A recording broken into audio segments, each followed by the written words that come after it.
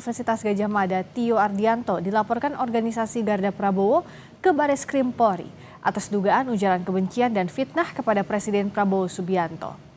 Sejumlah simpatisan Presiden Prabowo yang tergabung dalam Garda Prabowo mendatangi gedung Bareskrim Polri pada Kamis siang. Mereka melaporkan Tio Ardianto karena dinilai membuat resah dengan berbagai pernyataannya. Garda Prabowo bilang Tio bukan menyampaikan kritik, melainkan ujaran kebencian terhadap pemerintah.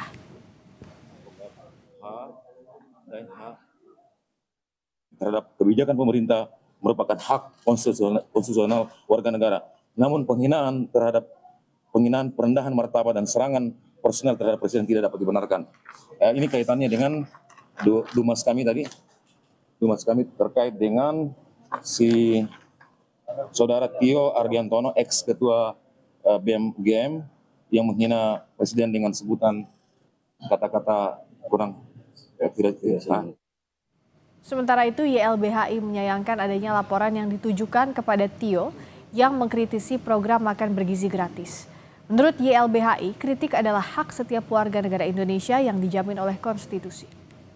Menyayangkan ya laporan terhadap Tio yang didasarkan pada kritiknya yang disampaikan berkaitan dengan kebijakan makan bergizi gratis oleh pemerintah Prabowo Gibran.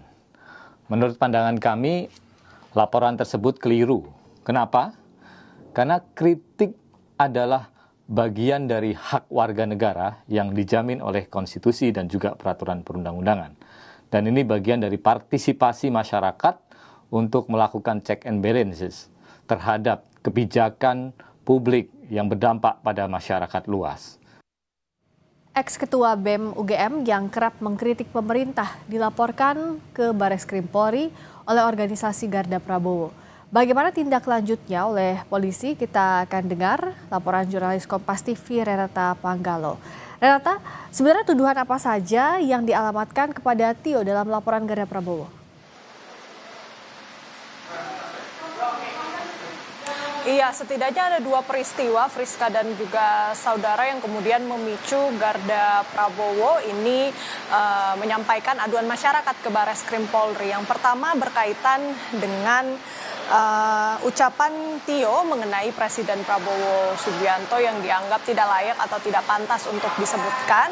Kemudian yang kedua terkait dengan dugaan penyebaran berita bohong atau hoax berkaitan dengan penemuan alat pelacak atau PBX Finder yang ditemukan di bawah kendaraan yang digunakan oleh Tio. Setidaknya dari dua peristiwa ini yang kemudian memicu adanya aduan masyarakat, dan aduan masyarakat ini memuat dua pasal, Friska dan juga saudara. Ini pertama adalah pasal penghinaan terhadap presiden, dan yang kedua adalah pasal penyebaran berita bohong atau hoax. Dan terkait dengan tindak lanjut dari laporan atau aduan masyarakat ini, kami juga sempat meminta konfirmasi kepada kepolisian, namun sampai saat ini juga belum ada jawaban mengenai apa yang nantinya akan dilakukan oleh kepolisian setelah kemudian menerima aduan masyarakat dari Garda Prabowo ini.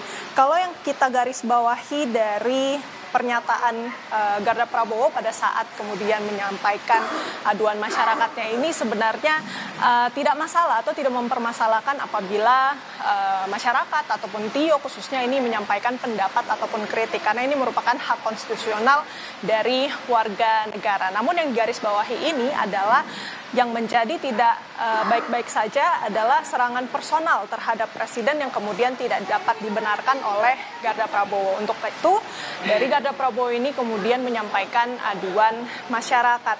Dan juga dari kuasa hukum Garda Prabowo ini mengimbau kepada generasi muda khususnya untuk kemudian menyampaikan pendapat dan juga kritiknya secara tepat dan benar.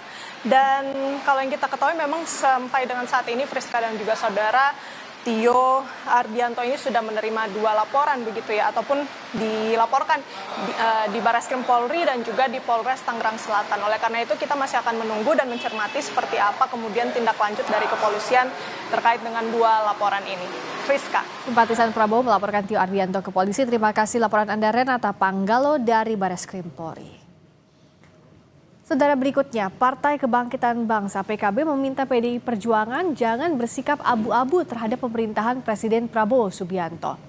Hal ini disampaikan Ketua Fraksi PKB DPR RI Jazilul Fawait saat ditanya soal dugaan keikutsertaan kader PDIP Andi Wijayanto dalam aksi demo. Jazilul berpendapat sikap partai politik diperlukan untuk mendukung program strategis pemerintahan. Sementara menurut PKB, sikap PDIP masih abu-abu. PDI Perjuangan tidak tegas menyatakan berada di pemerintahan, tapi juga tidak menunjukkan sikap berada di luar pemerintahan. Abu-abu sikapnya. Selama ini kan kita ataupun yang ada di barisan pemerintah ini kan menghormati semua pendapat dari yang lain. Tapi kalau ada kesan mengganggu itu tidak baik karena selama ini memang ada kesan gitu di sana dan di sini belum tegas posisinya gitu. Menyeimbang kayak apa itu nggak apa. Jadi